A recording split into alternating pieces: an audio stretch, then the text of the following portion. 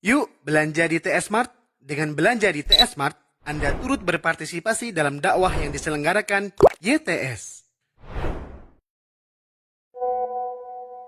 Download aplikasi Tarbiyah Sunnah di handphone Anda. Tersedia di Google Play dan App Store.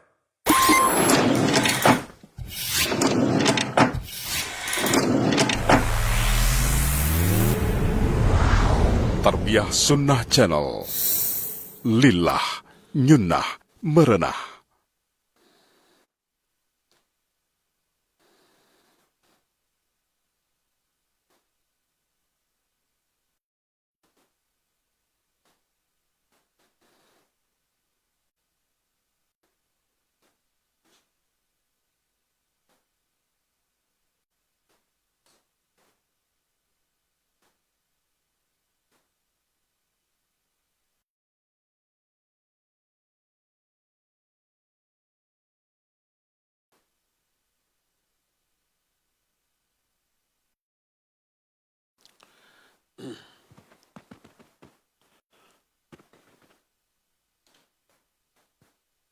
Cek. Keadaan. Cek. Bismillahirrahmanirrahim. Assalamualaikum warahmatullahi wabarakatuh. Alhamdulillahilladzi arsala rasulahu bil huda wa dinil haqq liyudhhirahu 'ala ad-dini kullih walau karihal musyrikun. وأشهد أن لا إله إلا الله وحده لا شريك له وأشهد أن محمدا عبده ورسوله يا أيها الذين آمنوا اتقوا الله حق تقاته ولا تموتن إلا وأنتم مسلمون وبعد. Hadirin jamaah yang Allah muliakan, para aki, para nini, para emak, para abah, rata-rata sudah pensiun jam segini pagi. Kalau yang masih muda, masih segar pada kerja. Kita kembali berjumpa untuk melanjutkan kajian tentang husnul khotimah. Tanda-tandanya sudah kita jelaskan 3.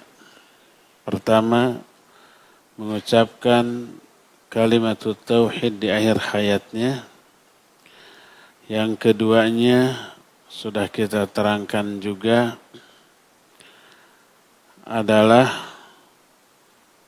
masih ingat, yaitu berkeringat di dahinya. Ketiga, mati malam Jumat atau hari Jumat.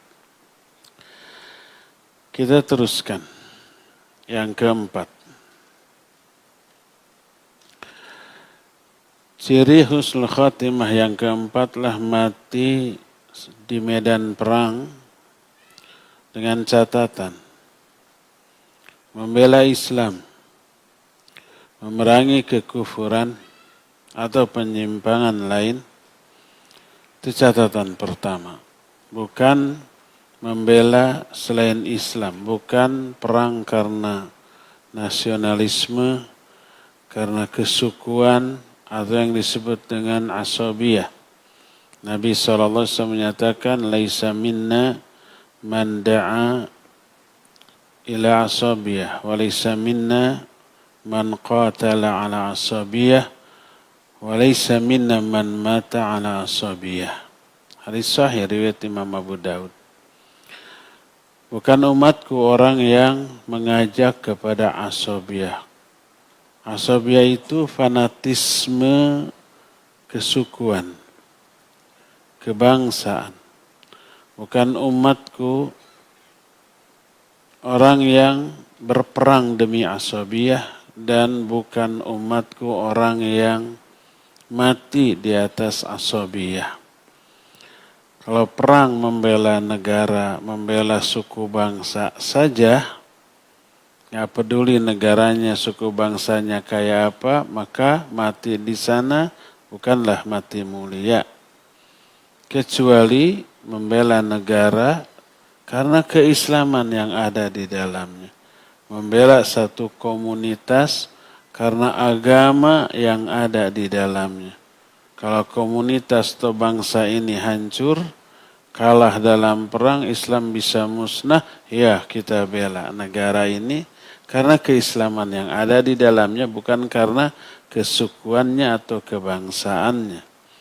Kalau ada orang hidup di negeri yang kufur, lalu bela negara, maka matinya bukan syahid.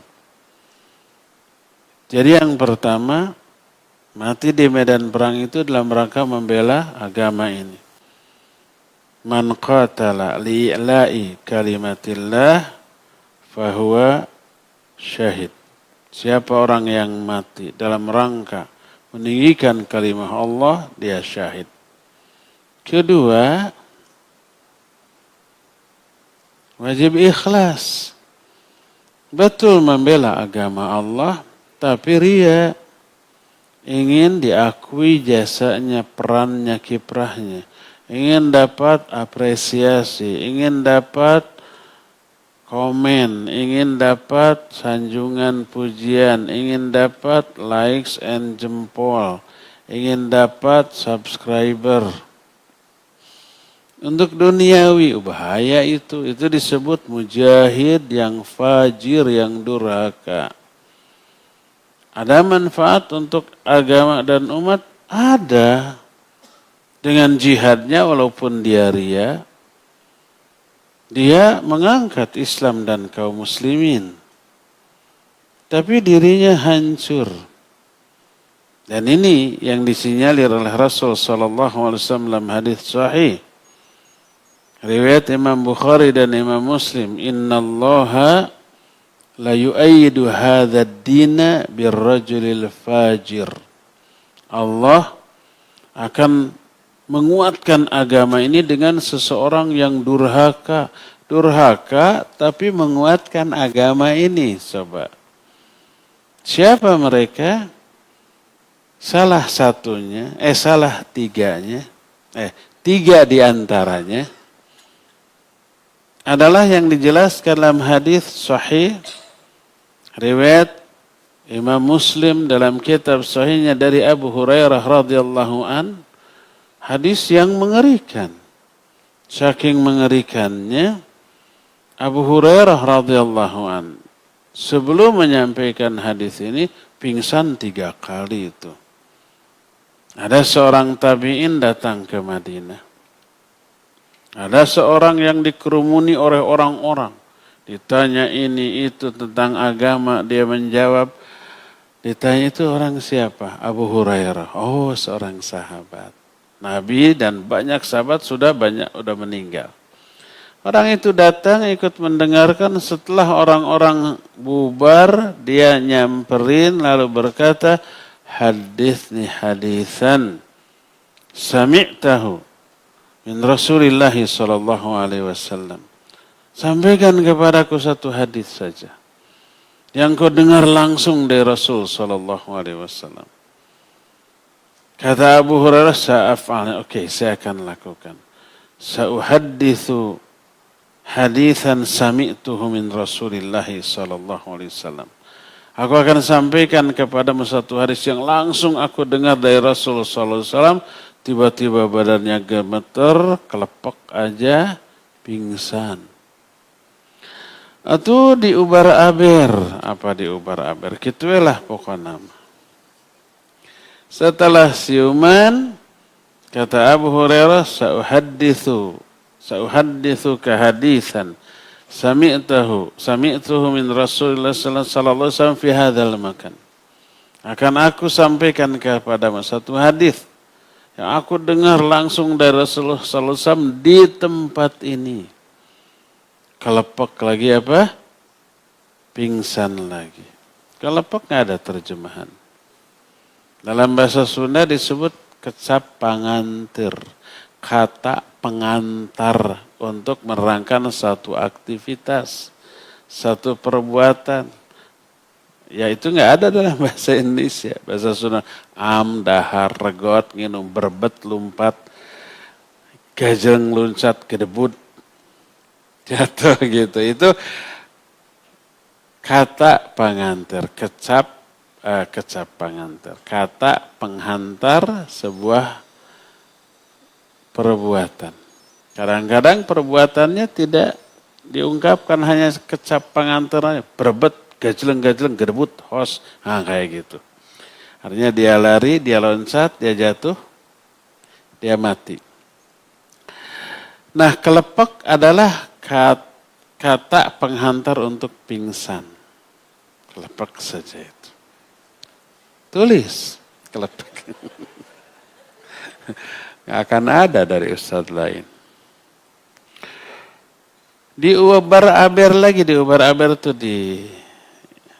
diurus-urus. Setelah siuman, bicara lagi. Sa'uhaddithuka hadithan sami'tuhu Rasul sallallahu alaihi wasallam fi hadzal makan. Laisa baini wa bainahu ahadun.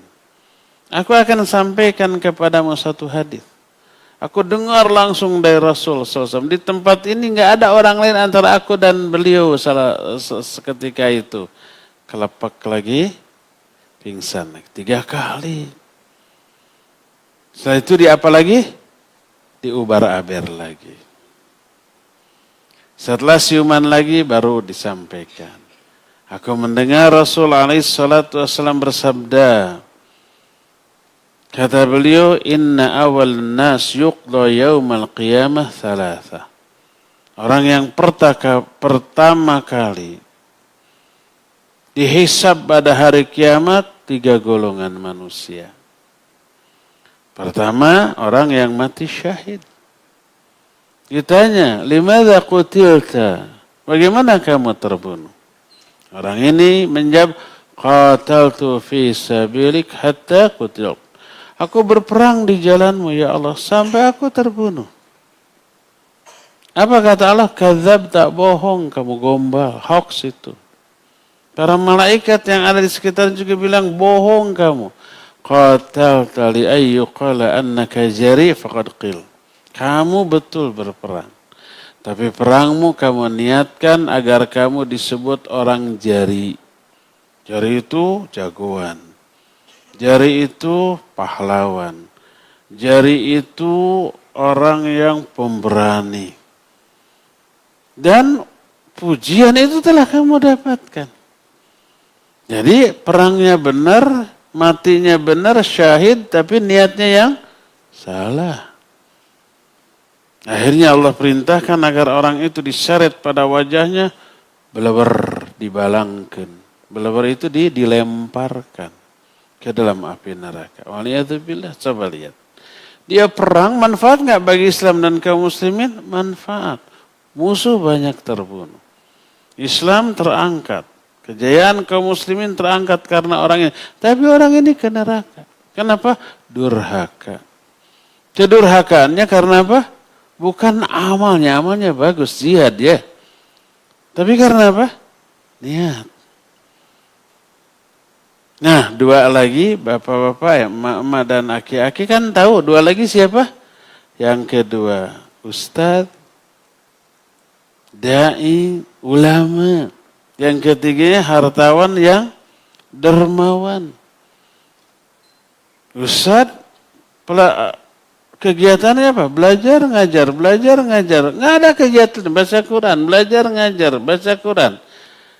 Kalau ada orang seperti ini zaman sekarang, ini orang hebat ini. Gak ada kegiatan lain, belajar, hasilnya diajarkan, baca Quran. Panggil tuh, mati dalam keadaan demikian. Kata Allah, aku berikan banyak nikmat kepadamu, apa yang telah kamu lakukan dengan nikmat itu?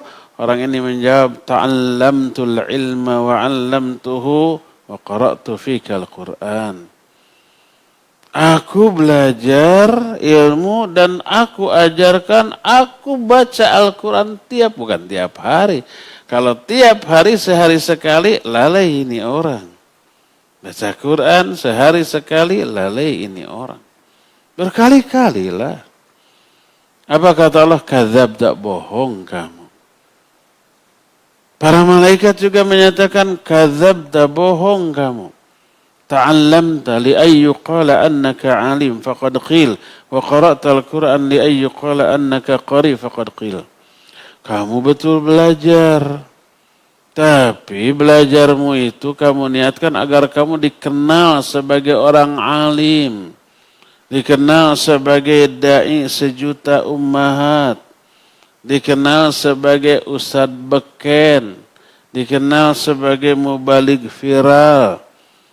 Dikenal sebagai ulama yang kaceluk, kaawun-awun, kakoncara, kajana pria. Itu viral.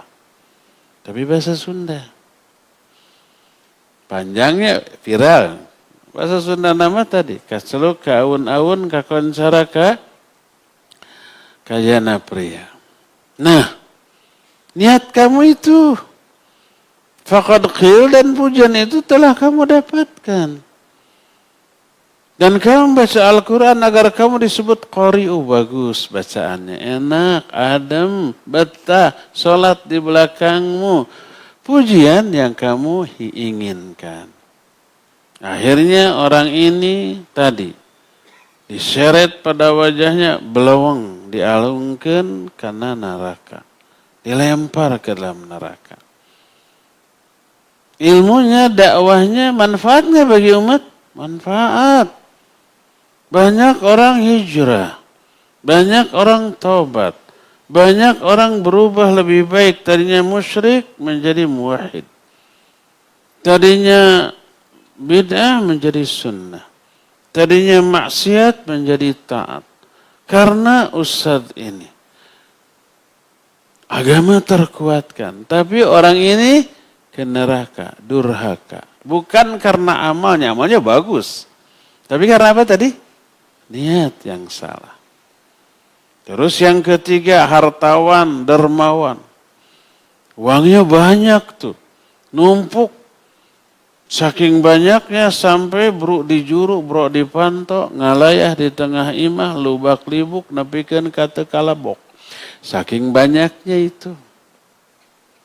Tapi bager. Bager itu apa?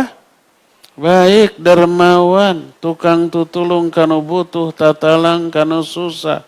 Meremaweh kapapada manusia, silih asih, silih asa, silih asuh, tersilih bebetkeun. Bahasa Sunda mah kayanya. Akhirnya orang ini memberi banyak manfaat dengan hartanya. Islam terkuatkan, kaum muslimin terbantu dengan hartanya. Tapi ke neraka. Kata Allah subhanahu wa ta'ala, aku berikan harta yang banyak kepadamu. Apa? Fama amilta fiha. Apa yang kamu lakukan? Orang ini menyatakan, ya Allah, tidak ada satupun momen yang kau sukai untuk berinfak di sana, kecuali aku infak. Ada masjid yang mau dibangun. Ditanya, berapa anggarannya? Cuma 1 miliar, bikin yang 5 miliar dari saya. Ada pondok pesantren yang dibangun, berapa anggarannya? 12 miliar. Bikin 20 miliar dari saya. Ada lahan tanah yang dibebaskan, berapa luasnya? Cuma paling juga 500 meter. Sabarahaeun eta teh? Cuma 1 miliar. Tawar 5 miliar. Dari saya. Nawar mah lebih murahnya. Tawar 800 juta dari saya. Ada orang kayak begini sekarang? Nggak adanya. Di dia minimal tidak ada. Tapi adalah gitu ya. Cuma tidak terekspos saja. Nah, manfaat bagi umat. Tapi kenapa ke neraka? Kata Allah, bohong kamu. Tasaddaqta li ayyuqala annaka jawad faqad qil. Kamu betul sedekah, infak, tapi niatmu agar kamu dipuji sebagai orang dermawan. Faqad qil. Dan sudah ditujukan pujian orang kepadamu. Masuk lagi ke dalam neraka. 3 orang. Apa kata Rasul sallallahu alaihi wasallam sambil menepuk-nepuk dada Abu Hurairah? Beliau menyatakan, mereka lah hai Abu Hurairah, 3 orang yang karena mereka api neraka pertama kali dinyalakan. Bukan orang musyrik, bukan orang kafir, bukan ahlul bid'ah, bukan orang-orang ahli maksiat, bukan. Yang menjadi pencetus pertama diceklekennya api neraka. Terkurung. Ternyata orang-orang hebat. Mujahid yang mati syahid, ulama yang setiap harinya berdakwah, habis waktunya untuk belajar mengajar, dan hartawan yang dermawan. Hebat amalannya, manfaat bagi umat Islam terkuatkan, kaum muslimin terbantu, tapi ke neraka. Durhaka. Karena apanya? Niat yang salah. Ingin duniawi. Inilah yang dimaksud dengan Allah menguatkan agama ini dengan orang durhaka, bukan tukang mabok, bukan tukang zina, bukan tukang judi, bukan preman, tukang malak. Yang kayak begitu nggak akan membela Islamnya. Malah benci, ayat pengajian membahas haram mabuk tersungging. Kan gitunya tersinggung gitu, marah, emosi, dipersekusian, ada yang begitu. Nah, bukan itu yang dimaksud. Ahli maksiat, orang durhaka yang akan menguatkan Islam adalah mujahid, adalah ulama, adalah hartawan yang dermawan. Kenapa disebut durhaka? Niatnya yang salah. Karena itulah para ulama menggambarkan orang yang melakukan ibadah agung dengan niat yang salah. Niatnya dunia. Apapun dunia itu, pujian, sanjungan, uang, jabatan, posisi, pangkat, kekuasaan, atau dukungan, atau duniawi yang lainnya. Itu mereka niatkan ketika mengamalkan amalan-amalan akhirat. Tapi niatnya dunia. Ada nggak orang yang rajin tahajud tapi niatnya dunia? Ada. Kenapa rajin amat tahajudnya? Apa jawabnya? Kan udah lama menjanda, siapa tahu dapat jodoh. Tahajud hanya untuk mencari jodoh. Rajin banget saum Senin Kamisnya, kenapa? Biar dagangan laris. Kenapa rajin banget baca zikir ribuan kali? Iya, biar seluruh urusan dipermudah. Niatnya dunia ya, ada yang begitu? Ada apa banyak? Banyak apa semua? Itu semua namanya adalah. Ini kerusakan tauhid. Karena niatnya keliru, bukan lillahi ta'ala, tapi lillah wa li ghairih. Untuk Allah ada sebagian, untuk yang lain ada sebagian. Orang yang tahajud berharap pahala, ya itu untuk Allah. Dapat berharap ampunan, ya dapat apa yang ada di Allah, ya Allah. Tapi diniatkan, siapa tahu setelah tahajud langsung ada yang ngelamar. Kalau laki-laki setelah tahajud langsung ada yang menawarkan diri, mau Kak kamu jadi imam saya, itu. Niatnya dunia, kada ya bapak-bapak, udah aki-aki jangan begitu niat tahajud deh. Ada satu bab dalam kitab Tauhid di akhir-akhir dengan judul Iradatul Insan bi amalihi dunya. Seseorang menginginkan dunia dengan amal akhirat yang dilakukannya. Lalu para ulama menggambarkan taubahnya seperti seseorang yang memiliki sendok terbuat dari emas yang mahal, yang dihiasi oleh berlian yang super mahal. Ini sendok miliaran. Tapi dipakai nyiduk kotoran manusia. Betapa hinanya yang diciduk. Betapa mahalnya alat tempat nyiduk. Dunia oleh Nabi SAW diumpamakan, kadang-kadang diumpamakan bangkai binatangnya. Nabi SAW melihat ada bangkai anak kambing yang sudah putus telinganya, dijiwir diiwing-iwing begini. Siapa yang mau beli 1 dirham? Nggak ada. Kalau gitu gratis, ada yang mau nggak? Kata para sahabat, ya Rasulullah, in kana hayyan kana fihi aiban. Fakaifa idza mat? Wahai Rasulullah, kalau dia masih hidup, dia punya aib. Yaitu daun telinganya putus. Apalagi dia sudah mati. Apa yang bisa dilakukan? Dimakan nggak bisa. Disate bisa, tapi nggak boleh. Yang harus dilakukan ya dikubur. Paling gitu ya. Nambah kerjaan. Jadi nggak ada harganya itu bangkai binatang.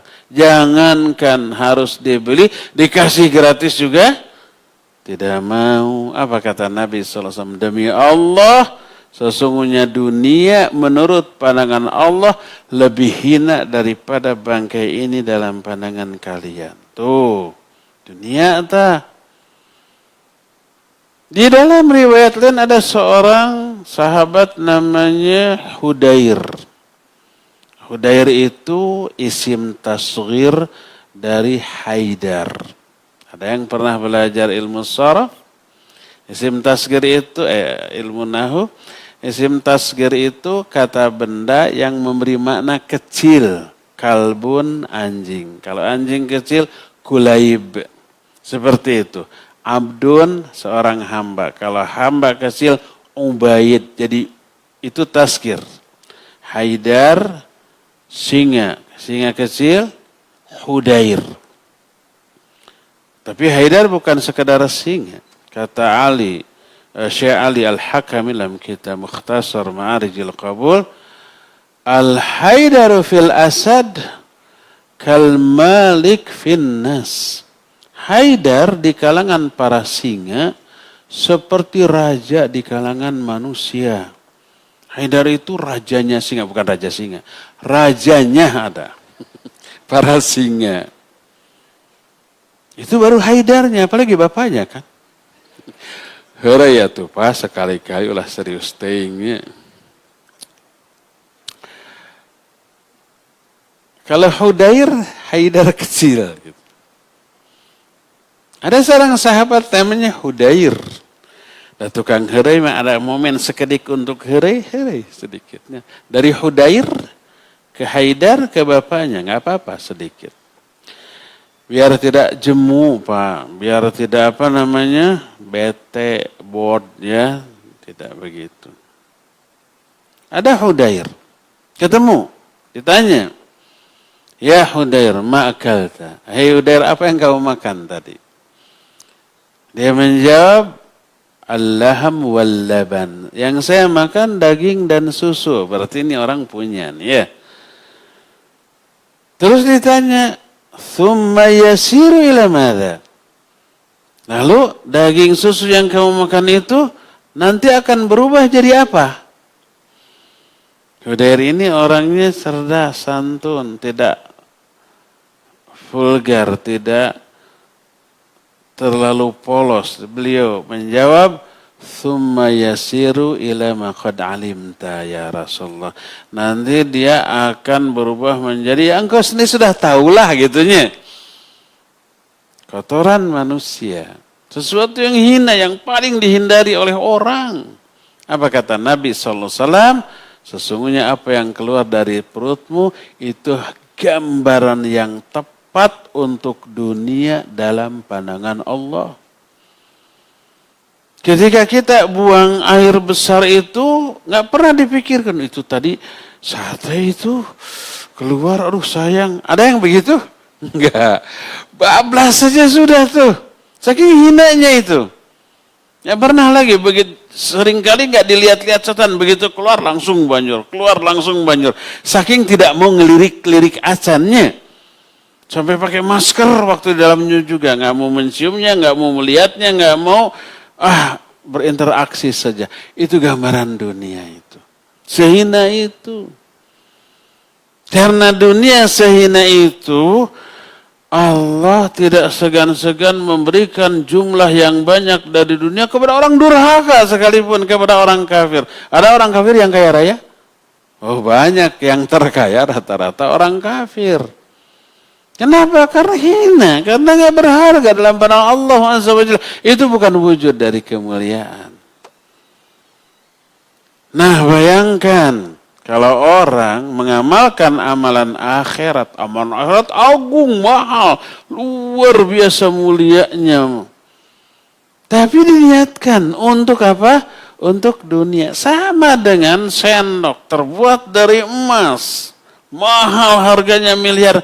Dipakai nyidu kotoran manusia. Betapa mahalnya sendok, betapa hinanya apa yang diambil oleh sendok itu. Itulah gambaran orang yang beribadah dengan amalan akhirat. Tapi diniatkan untuk memperoleh dunia. Makanya sayang tuh. Masa sendok semahal itu jangankan untuk nyiduk kotoran manusia, untuk dipakai makan nasi, sayur, jadi sayang ininya. Bisa rusak, bisa buram nanti, bisa macam-macam. Enggak. Pasti disimpannya juga di tempat spesial, di brankas, dipakai password, setelah itu dipakai alarm, bisa ada yang ngebongkar, setelah itu dialiri listrik, kalau ada yang mau nyolong ngerenyet kan gitu. Saking mahalnya itu, nggak boleh sembarang orang menyentuh. Jadi jangan niatkan ibadah untuk dunia, terlalu sayang. Bukan sekedar mubadir, sayang aja. Amalan agung diniatkan untuk dunia. Karena itulah maka wajib ikhlas dalam segala hal, termasuk dalam hal jihad.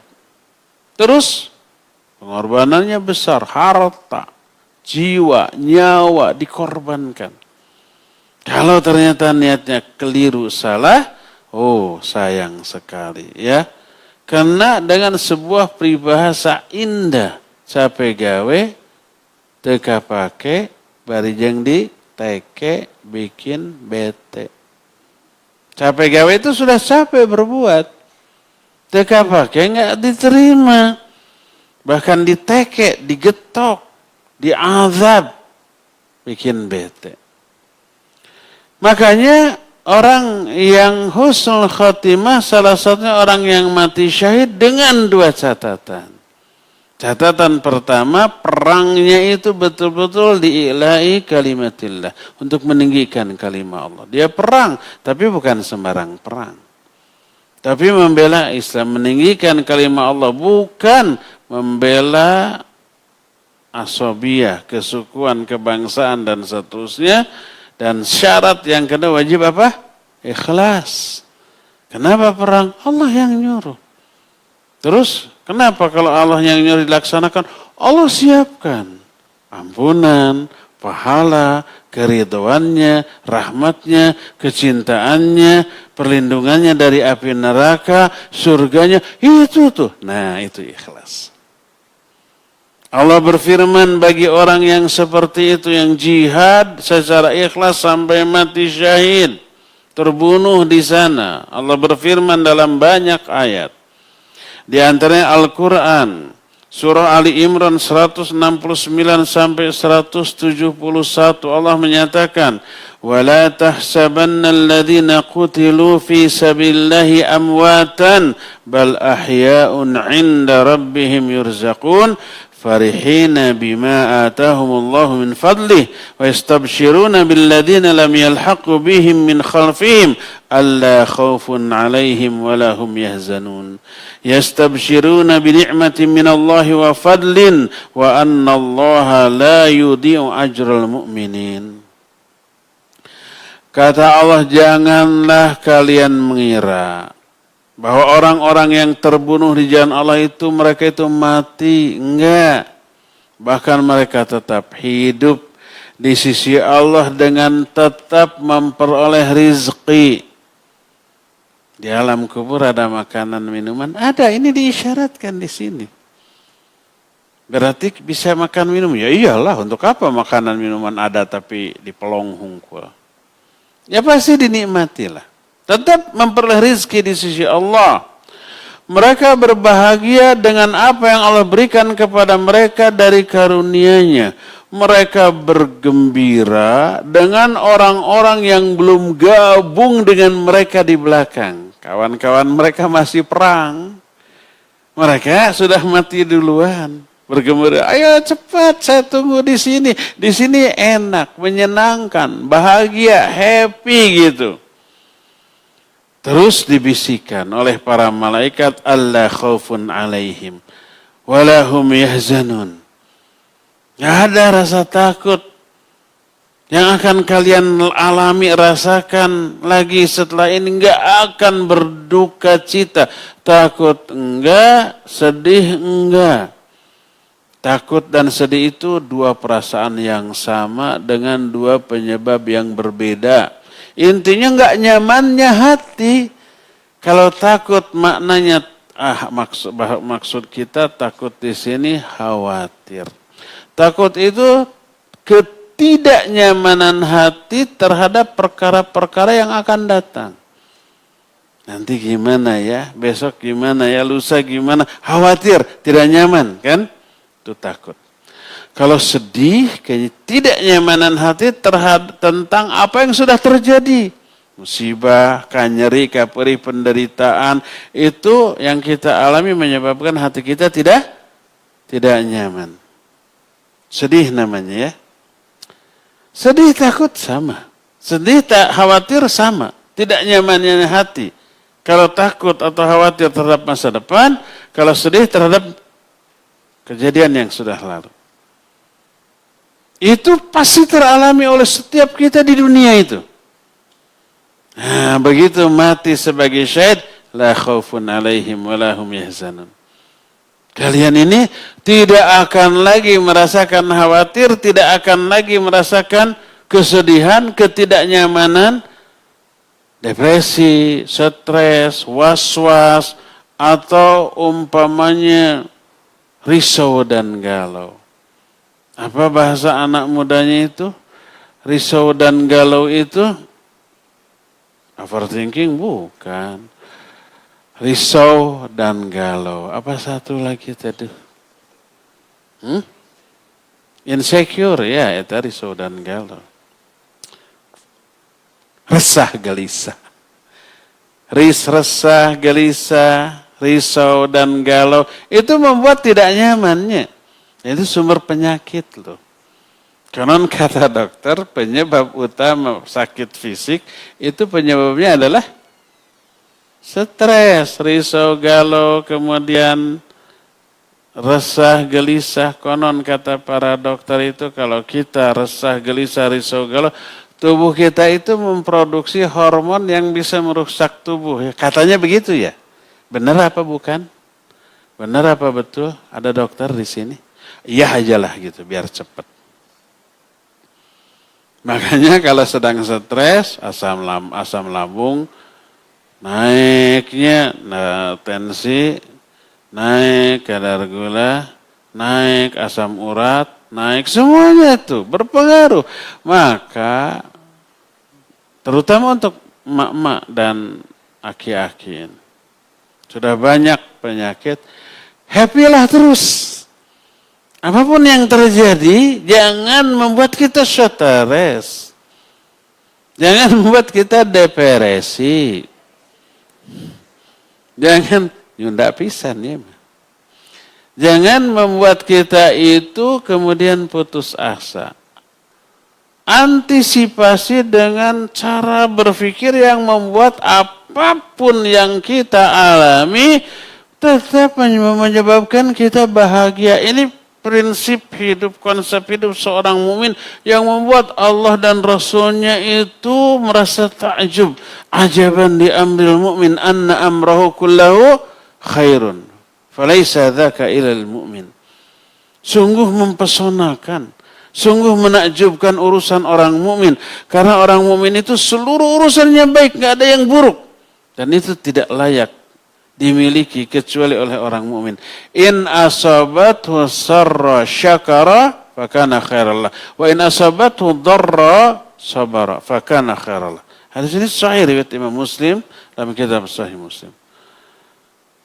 Kalau orang mukmin ini diberikan kesenangan, kebahagiaan, kegembiraan, dia bersyukur. Dan syukur itu baik akibatnya bagi dirinya. Kalau ini nggak perlu dinasihati, kalau gembira syukuran nggak perlu, insya Allah hidang sendiri. Hidang itu apa? Kreatif sendiri. Nah yang kedua, kalau orang mukmin ini ditimpa kesulitan, penderitaan, kanyeri, kaperi, tadi musibah, dia sabar. Dan sabar itu baik untuknya. Jadi ketika senang syukur, ketika susah sabar, dua-duanya baik. Nggak ada yang berefek buruk bagi seorang mukmin tentang apapun yang dialaminya, semua berakhir baik. Ya karena stres orang mukmin.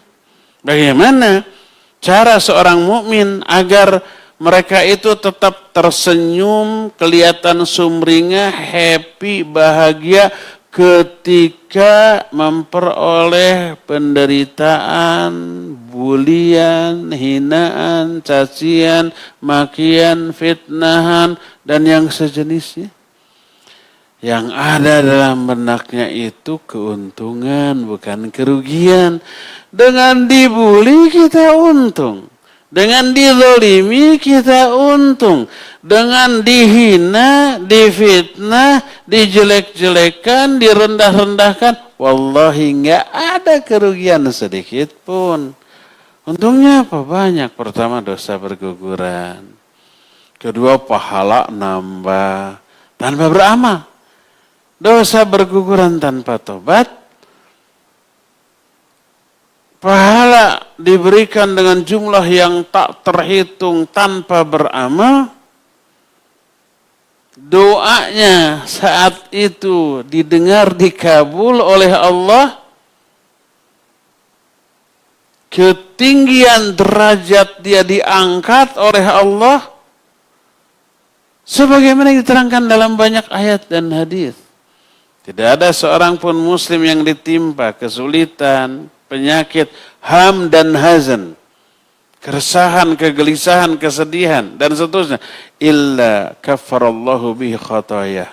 Kecuali Allah gugurkan dosa-dosanya. Itu pertama. Terus dia sabar. Kesabaran mengakibatkan Allah kasih pahala. Innama yuwaffas sabirun ajrahum bighairi hisab. Allah hanya akan memberikan pahala kepada orang-orang yang sabar tanpa hisab, tanpa hitung-hitungan, digelontorkan dalam jumlah yang sangat banyak. Terus kemuliaan diangkat. Nabi SAW materi tadi malam di Bandung, di Masjid Agung Al-Ukhuwah. Tapi siapa di antara nini dan aki-aki di sini yang ikut menyimak tadi malam di YouTube, di Facebook akan tahu hadis ini. Nabi SAW menyatakan, "Thalathatun uqsimu alaihin." Ada 3 perkara. Aku berani bersumpah tentang benarnya 3 perkara ini. Benar. Fahfadhu. Coba kalian hafalkan. 3 kalimat. Pertama, ma naqasa malu abdin bis sadaqah. Tidak akan berkurang harta seorang hamba dengan sedekah. Tuh. Ini dikemukakan pada materi tadi malam tentang dampak harta terhadap dakwah. Pengaruh harta terhadap dakwah. Luar biasa. Harta ini alat dakwah. Alat meraih pahala jariyah. Ada aktivitas dakwah, bantu. Ada pembangunan masjid, pondok pesantren, madrasah, bantu. Itu tuh. Kedua kalimat yang kedua. Nah ini yang ada hubungannya ya. Ma zulima abdun madlamah fasabaru alaiha illa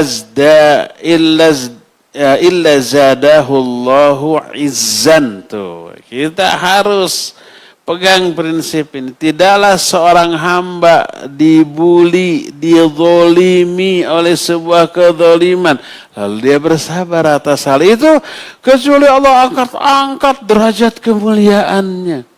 Oleh Allah, kemuliaan orang itu diangkat. Jadi pertama tadi orang yang dibuli, yang dizolimi, yang memperoleh musibah itu diampuni dosa-dosanya, dihapus, diberikan pahala yang gede, derajatnya apa? Diangkat. Terus doanya makbul. Da'watul madlum mustajabatun wa in kana fajir. Doa orang yang dibuli, yang dizolimi mustajab walaupun dia orang durhaka. Ahli maksiat tapi dibuli, dizolimi. Hati-hati doanya makbul. Ittaqu da'watal madlum fa innahu laisa bainahu wa bainallahi hijab wa in kana kafiratu. Takutlah kamu terhadap doa orang yang dizalimi. Enggak ada hijab penghalang antara doa orang itu dengan Allah walaupun dia orang kafir. Walaupun kafir. Jangan mentang sini kafir, sintre, tonjok. Pas mau melawan, plototin, apa? Kafir. Dia nggak bisa melawan karena kita kuat.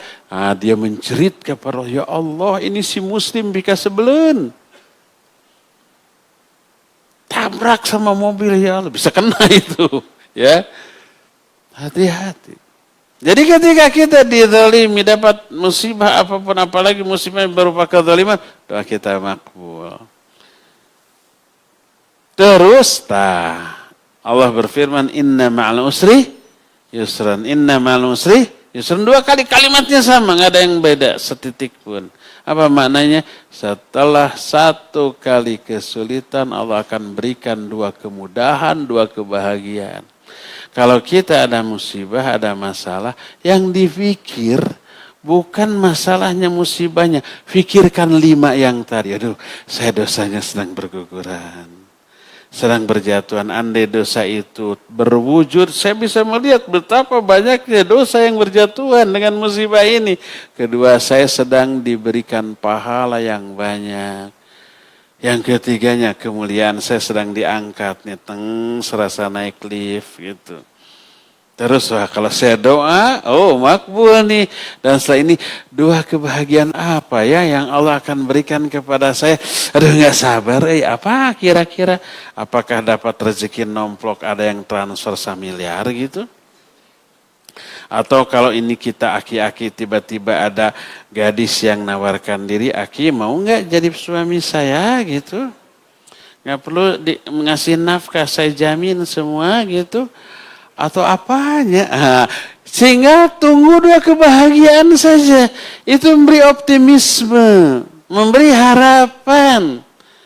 Coba, kalau kita berpikir seperti itu, ketika kita memperoleh musibah, apapun musibah termasuk dizalimi oleh orang, yang kita pikirkan bukan sakit hati, bukan dendam, bukan kezaliman orangnya, tapi tadi, saya sedang diampuni dosa, saya sedang diberikan curahan pahala yang melimpah, saya sedang diangkat derajat kemuliaan saya, kalau saya berdoa sekarang kena itu orang, dan saya menunggu 2 kebahagiaan apa yang akan Allah berikan.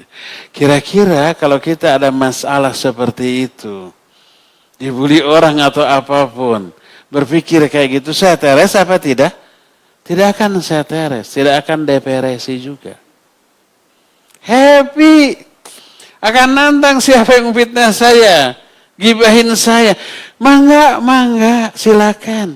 Legowo saya mah, nggak ada ruginya bagi saya tuh. Saya akan tersenyum. Kenapa kamu dibully, dihina, dicaci, dimaki malah tersenyum? Gimana nggak tersenyum? Dosa saya tuh lihat berjatuhan. Nah, pahala saya lihat tuh lagi dikocorin terus tuh. Saya sedang naik kayak naik lift gitu. Kemuliaan saya diangkat oleh Allah. Dan saya masih menunggu 2 kebahagiaan apa yang setelah ini akan Allah berikan kepada saya. Sabar nggak tuh orang tuh? Bisa sabar, malah nantang sok. Mangga yang mau membuli hina saya tidak. Saya tidak akan menolak, nggak akan membalas. Coba kalau begitu, gimana reaksi orang yang menghina kita, membuli kita? Dia menghina, membuli, zalim dengan salah satu maksudnya biar kita ini sakit hati, nangis, stres, terus jebeu gitu kan? Tapi kalau dia melihat kita malah sumringah, malah senyum, malah ketawa-ketawa, dia mangkal apa enggak? Mangkal. Ini orang saya hina bukannya nangis, malah senyum. Bukannya sedih, malah kelihatan bahagia. Gemes dia, ya enggak? Gimana lagi caranya agar dia ini mewek ya? Kayak gitu tuh. Nyerah dia. Dolim kasih etama rugi sorangan. Karena akhirnya begitu. Akhirnya bisa besok Pak. Akhirnya dia berhenti dari mendolimi kita ya. Jadi seperti itu. Bisa kan bapak-bapak?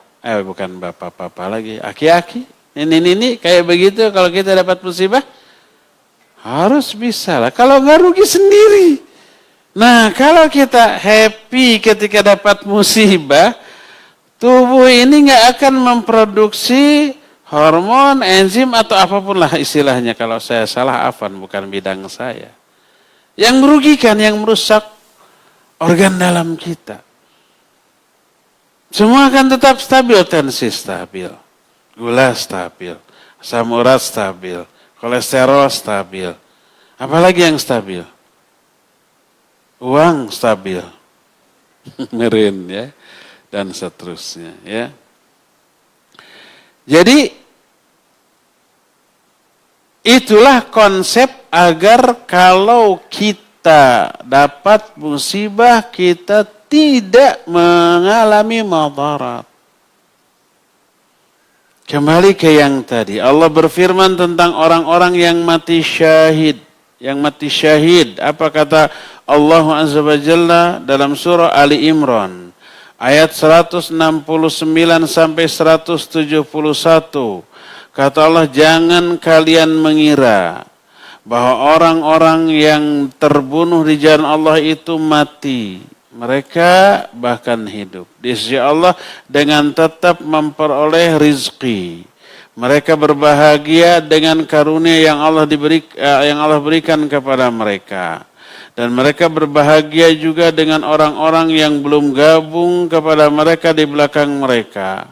Lalu dikatakan oleh malaikat, gak ada rasa takut kepada mereka ataupun bersedih hati. Mereka berbahagia dengan nikmat dari Allah dan karunia-Nya, dan Allah tidak akan menyia-nyiakan pahala bagi orang-orang yang beriman. Jadi orang yang mati syahid, husnul khatimah. Dengan dua catatan tadi. Pertama, untuk membela apa? Agama Allah. Kedua, niatnya ikhlas karena Allah. Ada iming-iming yang luar biasa bagi orang yang mati syahid. Berkata Rasul sallallahu alaihi wasallam, "Lisyahidi 'indallahi sittu khisalin." Bagi orang yang mati syahid di sisi Allah ada 6 keistimewaan. Hadis ini sahih riwayat Imam At-Tirmidzi, Imam Ibnu Majah, Imam Ahmad dengan sanad yang sahih. Apa saja? Pertama, yughfaru lahu fi awalid duf'ati min dammihi. Akan digugurkan seluruh dosanya di tetesan darah yang pertama. Tetesan darah pertama ketika luka belum tentu mati loh. Kesabat tangannya aja berdarah. Mati enggak? Enggak lah. Jangankan sampai kesabat hanya luka. Buntung tangan. Mati enggak? Enggak. Tapi sakit ya jangan. Pasti sakit. Malah tahu enggak Abdullah bin Nadhr itu ayah dari anaknya. Ayah dari anak. Itu pada waktu perang Uhud. Itu memanggil anaknya Jabir bin Abdullah. Malam harinya dipanggil, besoknya perang Uhud. Lalu dia berkata, aku melihat, ini sudah dapat firasat. Akulah orang yang akan pertama kali gugur di medan perang dari kalangan sahabat Nabi SAW. Besok. Tak ada yang aku tidak meninggalkan sesuatu yang lebih membanggakan bagi diriku selain engkau dan Rasul SAW. Dia bangga kepada anak yang menunjukkan ini testimoni langsung dari ayah untuk anaknya. Anaknya itu kebanggaan ayah. Kesolehan anak ke orang tua itu luar biasa. Nah, sesungguhnya saya punya hutang. Kalau saya besok mati, lunasi ya.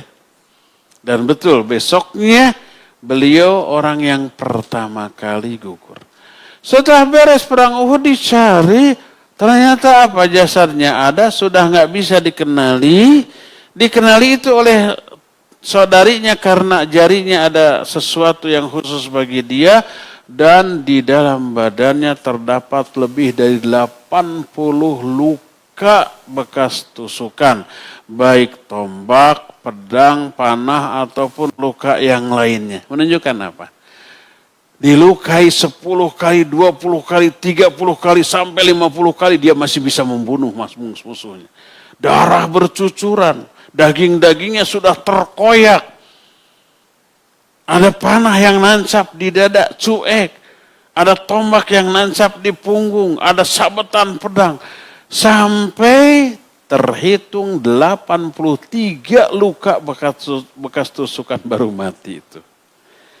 Hebatnya para sahabat begitu. Jauh dengan bangsa kita baru aduh udah gitu kan gitu. Diampuni di tetesan pertama dari darah yang terluka dari badannya. Terus wa yura maq'aduhu minal jannah. Diperlihatkan bagi dia tempat duduknya di dalam surga sebelum matinya tuh. Makanya ketika perang Uhud tiba-tiba dia ngebretak, langsung menembus brigade pasukan musuh. Dilihat, kamu mau kemana? Apa dia bilang? Sambil melarikan kudanya dengan kencang menuju ke tengah-tengah pasukan musuh. Aku mencium aroma surga di sana. Bayangkan. Diperlihatkan apa tempat tinggal dia di surga, wa yujaru min adzabil qabr. Dia akan diselamatkan, dijamin selamat dari azab kubur. Wa ya'manul fazul akbar, dan diamankan dari goncangan dahsyat pada hari kiamat. Tahu enggak? Ini bukan karena saya mengalami, belum sih. Tapi berita dari Rasul sallallahu alaihi wasallam. Ketika kiamat terjadi, yang goncang itu bukan hanya orang yang masih hidup di dunia. Orang yang sudah di alam kubur juga tergoncang luar biasa. Ngeri. Karena kiamat bukan sekedar berpengaruh kepada alam nyata. Tapi alam barzakh sebagai alam gaib yang masih ada di dunia ini juga berguncang, terguncang dahsyat. Orang takut. Walaupun ada di alam kubur. Kan di alam kubur hidup lagi kan. Baik yang soleh ataupun yang durhaka. Mengalami kehidupan di alam kubur. Kecuali orang yang mati syahid akan aman dari goncangan hari kiamat tersebut. Wa yuhalla hilyatal iman, akan diberikan perhiasan iman. Disebutnya juga tajur waqar, akan diberikan mahkota ketenangan. Satu yakut, satu berlian yang ada di mahkota itu lebih mahal daripada dunia dan isinya. Nah ini poin yang kelima. Yang sangat disukai oleh bapak-bapak. Wa yuzawwaju minal huril ain, akan dinikahkan dengan 70 bidadari. Tuh kan sumringah langsung.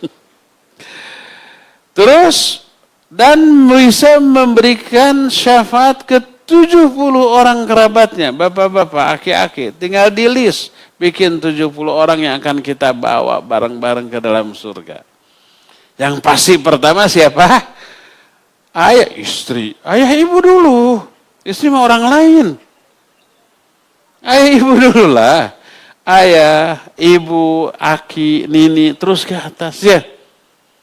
Terus anak-anak. Terus adik kakak. Istri kapan? Nanti setelah nikah. Karena ini kekerabatan dulu. Kalau istri orang lain tuh. Bisa jadi mantan. Tapi kalau anak, ada mantan anak? Mantan adik, mantan kakak? Enggak. Itu selama-lamanya itu. Mertua. Enggak ada mantan mertua. Selamanya mahram. Walaupun sudah pisah sama istri. Mertua tetap mahram, lebih kuat ke mertua daripada ke istri. Jadi walaupun istri, jangan istri kita. Kalau seseorang punya istri, cerai. Mertuanya tetap mahram. Terikat sama cucunya ya. Cucu mertua siapa kita? Anak kita. Nggak ada mantan mertua, nggak ada mantan anak, mantan adik, mantan istri ada? Ada, banyak. Emang berapa?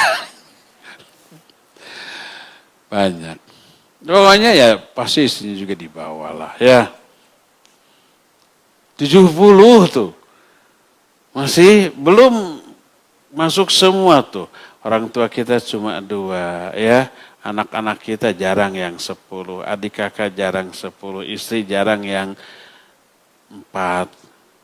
2 aja jarang, penakut semua. 1. Terus siapa lagi? Mang, bibi, uwa, encang, encing, keponakan. 70 sudah. Saya nggak masuk nanti dulu, udah 70 nih. Masuk ke dalam surga. Dan itu sesuatu yang sangat menggiurkan. Datang seseorang kepada Rasul SAW bertanya, "Ya Rasulullah, ma balul mu'minina yuftanuna fi kuburihim illa syahid?" Wahai Rasulullah, kenapa orang-orang mukmin semua difitnah di alam kubur? Difitnah itu di apa? Ditanya di alam kubur, man rabbuka wa ma dinuka wa man nabiyuka. Semua orang mukmin kecuali yang mati syahid. Yang mati syahid nggak ditanya loh. Langsung saja selamat. Lolos dari fitnah kubur, lolos dari azab kubur. Langsung dapat nikmat kubur. Kenapa orang yang mati syahid tidak ada kefitnah di alam kubur? Apa kata Nabi SAW? Kafa bibarikatis suyuf ala ra'si fitnatan. Cukuplah. Kelebatan pedang ketika jihad di atas kepalanya itu sebagai sebuah fitnah. Ya, hadirin sekalian ya, kalau umpah kita perang, kita di sini musuh dalam jumlah ribuan. Lihat jumlahnya juga tuh lutut tuh gemeter. Aura apa ya? Yang tercipta itu membuat, apalagi kalau udah serang, gemeter, apalagi sudah melihat kelebatan pedang. Itu fitnah yang luar biasa. Itu fitnah terakhir bagi para mujahid. Cukuplah kelebatan pedang di atas kepala itu sebagai fitnah terakhir. Makanya masuk ke alam kubur nggak ada fitnah lagi. Kalau sekarang mungkin nggak berlaku, nggak ada pedang dalam perang sekarang ya. Tapi mungkin desingan peluru gitu ya. Desingan rudal, begitu rudal diluncurkan ada suara? Ada. Oh kemana nih? Kita bingung. Mau diem takut di sini jatuhnya. Mau lari ke sana takut jatuh ke sana. Makanya ketika mendengar desingan rudal, para prajurit larinya itu tidak karu-karuan ya. Pokoknya asal lari gerak gitu saya.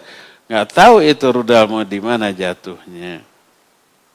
Hadis tersebut sahih diriwayatkan oleh Imam An-Nasai dalam kitab Sunannya.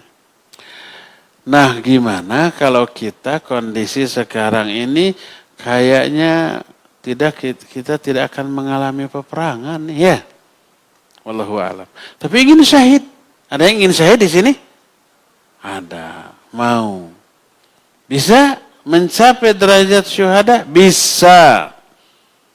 Sebagaimana sabda Rasul sallallahu alaihi wasallam, "Man sa'ala Allah syahada bisidqin ballaghahu Allah manazil syuhada wa immata ala firashi." Siapa orang yang meminta syahid kepada Allah dengan sesungguh-sungguhnya sebenarnya, bukan basa-basi loh. Tapi tekad, kalau ada perang saya akan nomor 1. Saya tidak akan tertinggal. Lalu berdoa, ya Allah, jangan kau wafatkan saya. Kecuali sebagai seorang syahid. Yang mukhlis, yang ikhlas. Terus, setiap doa itu diselipkan. Ya Allah, jangan kau matikan saya. Kecuali sebagai seorang yang syahid. Terus, dengan sungguh-sungguh. Kalau ada kesempatan benar. Siapa orang-orang yang minta syahid dengan sebenarnya kepada Allah, Allah akan tempatkan sederajat dengan level para syuhada, walaupun matinya di tempat tidur. Seperti umpamanya Khalid bin Walid. Itu setiap perang itu minta syahid. Ya Allah syahidkan. Tapi nggak mati-mati juga karena dia jagoan. Dikeroyok oleh puluhan belasan musuh, dia lolos. Musuhnya yang terkapar semuanya sampai badannya itu penuh luka. Dan sebagai panglima perang yang sudah puluhan malah mungkin ratusan kali perang, dia tidak mati di medan perang, matinya di tempat tidur. Walaupun demikian dipastikan beliau memperoleh level para syuhada walaupun mati di tempat tidur karena bukan sekedar berdoa, dia sudah berusaha setiap perang paling depan itu. Sudah dibuktikan dengan ikhtiar tapi nggak mati-mati juga, ada jagoan teuing tuh.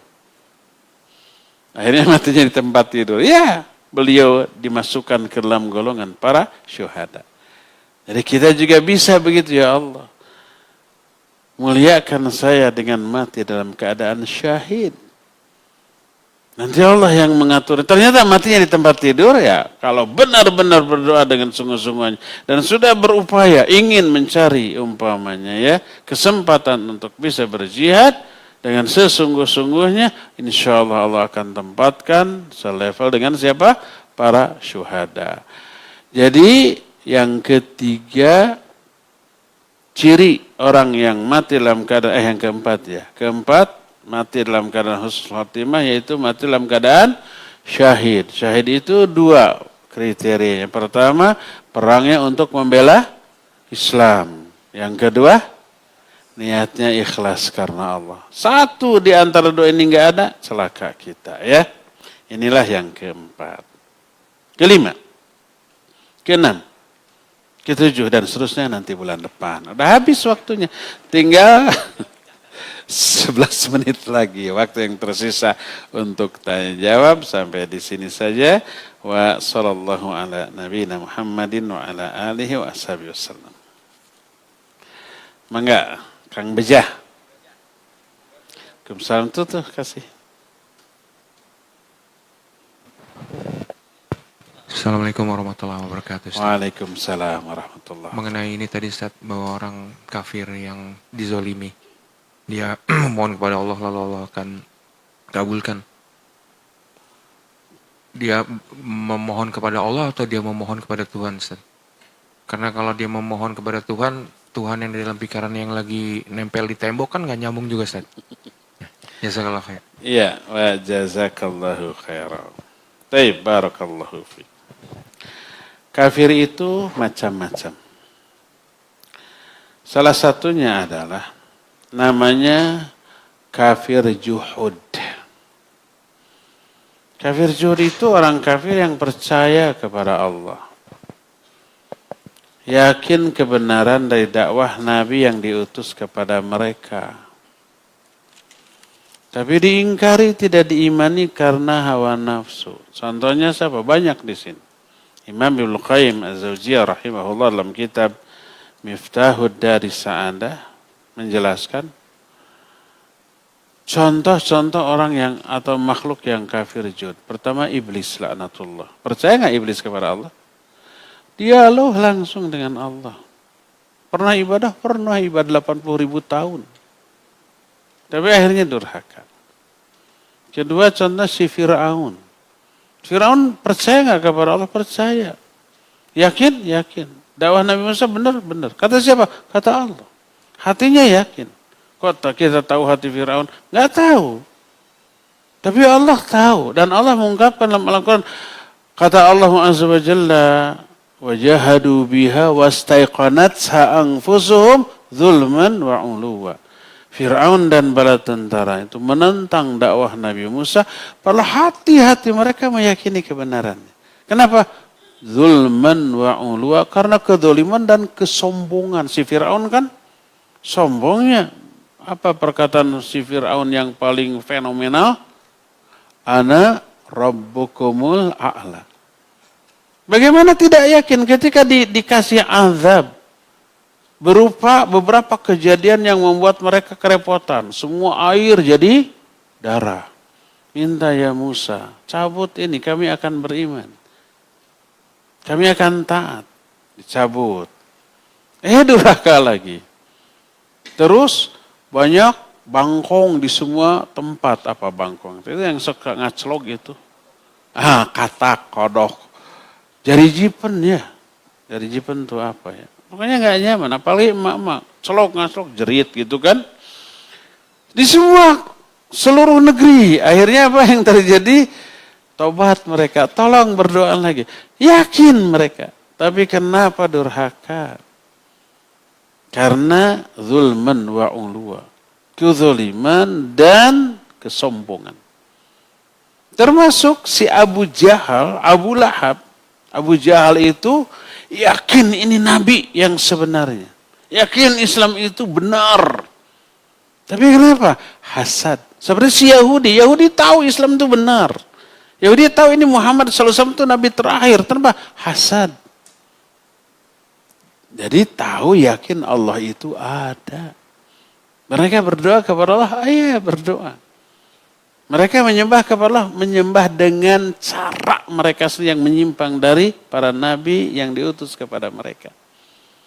Makanya ketika mereka dizalimi, ya berdoanya kepada Allah SWT. Ini jenis kafir juhud. Nah, ada yang tidak percaya kepada Allah, kafir inad, kayak begitu ya. Dan beberapa jenis kafir lain itu tidak berdoanya kepada Allah. Tapi ada tipikal orang yang yakin Allah ada, Nabi Muhammad benar, Islam benar, tapi sengaja ya. Jadi sangat mungkin ada orang kafir, orang musyrik yang berdoa kepada Allah. Orang musyrik menyembah Allah tidak? Menyembah Allah. Tapi kenapa disebut musyrik? Menyembah juga kepada selain Allah. Lihat. Wa idza ghasyahum maujun fi dzulali da'awul akadzulali da'awullaha mukhlishina lahudin falamma najjahum ilal barri. Dalam riwayat dalam ayat lain idzahum yusyrikun. Kalau orang musyrik itu orang yang menyembah Allah. Tapi juga menyembah selain Allah, makanya disebut musyrik. Kalau mereka nampak perahu diombang-ambingkan oleh gelombang, diserang oleh badai, mereka hanya berdoa secara ikhlas kepada Allah. Sesembahan lainnya enggak digubris.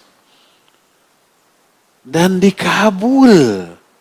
Falamma najjahum ilal barri. Allah selamatkan lagi mereka ke daratan. Idahum yusyrikun. Musyrik lagi. Coba. Jadi banyak kasus orang musyrik, orang kafir berdoanya kepada Allah. Makanya Nabi menyatakan, takutlah kamu dengan doa orang yang dizalimi. Karena nggak ada hijab antara dia dengan Allah. Walaupun dia kafir. Menunjukkan orang kafir ada yang berdoa kepada Allah? Ada. Ya. Wallahu a'lam. Sudah, jangan ada lagi yang bertanya. Ini kebanyakan nggak akan kebahas. Afan, ana mohon doanya. Semua keluarga ana, Ustaz, dan teman masjid ini dimasukkan ke surga Allah. Amin. Semoga ini menjadi wasilah berkumpulnya kita nanti di surga ya. Allahumma rzuqna husnul khatimah waj'alna birahmatika min ahlil jannah. Ya Allah, wafatkan kami dalam keadaan husnul khatimah dan masukkan kami karena rahmatmu ke dalam surga. Nanti di sana ngaji lagi enggak? Enggak, senang-senang aja di sana Mbak ya. Ya, ngumpul. Kita ketemu dulu di masjid. Naon dia teh? Cipinang Muara. Itu kan nama tempat, bukan nama masjid. Nama masjidnya Masjid Raya Cipinang Muara. Ingat nggak kita ngumpul di Masjid Raya ngebahas ini? Iya. Untung ya kita berdoa saat itu supaya dikumpulkan lagi di surga dan dikabul, alhamdulillah. Sekarang ngumpul lagi, hayu ngaji lagi. Enggak, mending senang-senang makan si montong saja di sana ya. Versi surga, luar biasa. Di sini enggak mungkin, di surga mungkin. Pertanyaan pertama, Afan Ustadz, nasihat untuk istri pertama agar tadi kata Ustadz tidak risau dan galau, sedih ketika suaminya sudah poligami yang sudah ketahuan istri kedua. Curhat ini. Sahaya. Bejah bukan? Yakin? Disuruh nasihati istri, ya. Pulang ke rumah berantem. Jangan ngadu-ngadu ke ustadz, Bapak. Kalau jantan hadapi sendiri.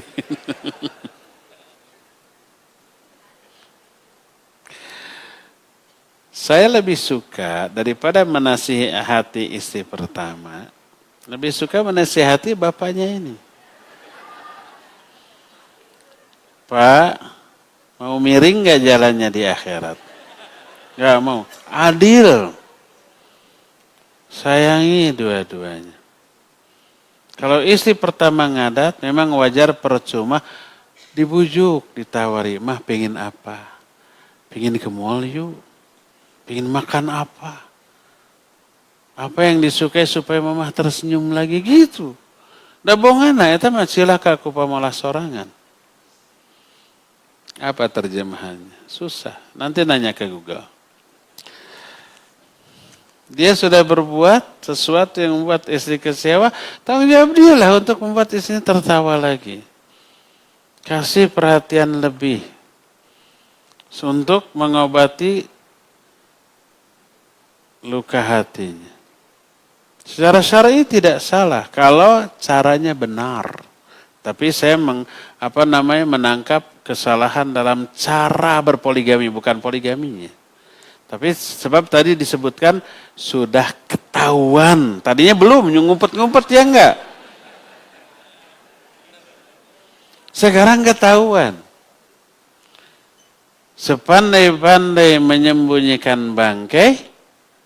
Jangan, ini bukan bangkai. Sepandai-pandai menyembunyikan si montong. Akan kecium juga wanginya ya. Nggak bisa. Wangi si montong. Pasti ketahuan tuh. Bukan bangkai ini. Dan tidak semua orang suka durian. Ada yang benci? Banyak tuh. Bisa muntah dia. Nah, jadi itu ada kesalahan. Ya. Mungkin dia mengamalkan prinsip. Daripada minta izin, mending minta maaf. Gitu ya. Minta izin susah. Minta izin nggak mungkin dapat. Nanti izinnya nggak diberikan, digetok iya. Rugi 2 kali. Tapi kalau minta maaf, padahal sudah berbuat kan? Nggak bisa diulang, tinggal minta maaf. Mudah-mudahan istrinya solihah, sudah tahunan ngaji masa qadarullah masya'afal. Ya gimana lagi atuh Pak? Saya tinggal berusaha ridho saja. Tolong bujuk saya. Tolong perhatikan saya lebih daripada biasanya. Saya sedang sensi, sedang baperan. Tolong ngertiin. Kalau nanti bikin kopi asin, itu bukan karena saya sengaja, tapi karena lagi galau disangka gula padahal garam, ya. Kalau nanti Bapak habis minum kopi kejang-kejang berbuih, itu bukan karena saya jahat lagi galau, dikira gula padahal tawas.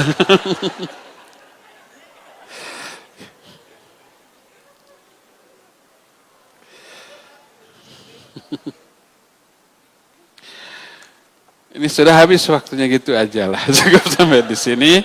Wassallallahu ala nabiyina Muhammadin wa ala alihi wa sahbihi wasallam. Wassalamualaikum warahmatullahi wabarakatuh. Yuk belanja di TS Mart. Dengan belanja di TS Mart, Anda turut berpartisipasi dalam dakwah yang diselenggarakan YTS.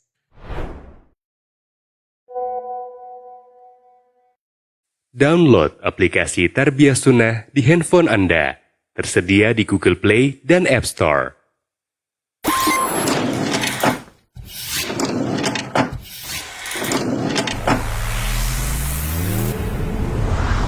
Tarbiyah Sunnah Channel. Lillah, nyunnah, merenah.